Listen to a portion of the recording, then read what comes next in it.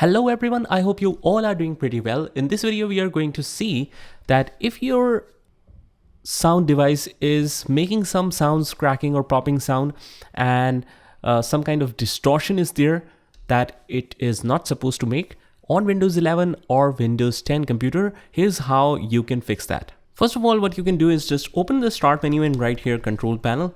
And once you are in the control panel, you need to search for power options. That's right here on the right hand side.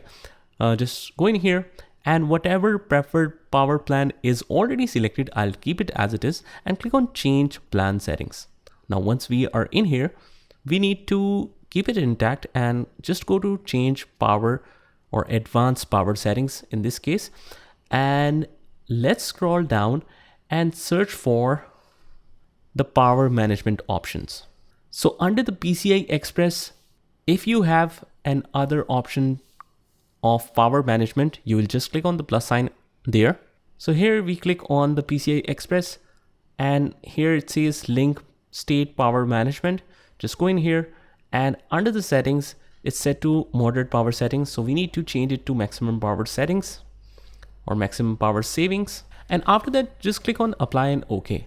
Now, once we have done that, the other thing what you can do is just head over to control panel again. And once we are in here, we need to search for the sound settings. Here it is.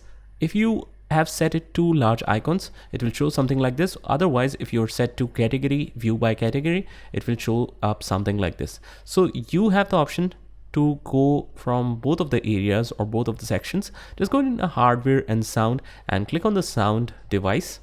Now by default, the playback device is already selected. So whatever is your playback device preferred, you need to click on that and click on properties. Here we have different options. We will just straight away go to advanced settings and just make sure that you have set it to a good quality. So for example, if you are already set to DVD quality and it is having a problem, you might need to change it to 16-bit 44,100 Hertz CD quality. You can play around with that. If that solves your problem, just play some audio in the background, click on apply and OK. After that, you can test and you can just try different settings out here. So that's pretty much it. And if you have inserted an external speaker, so you might need to try some other ports.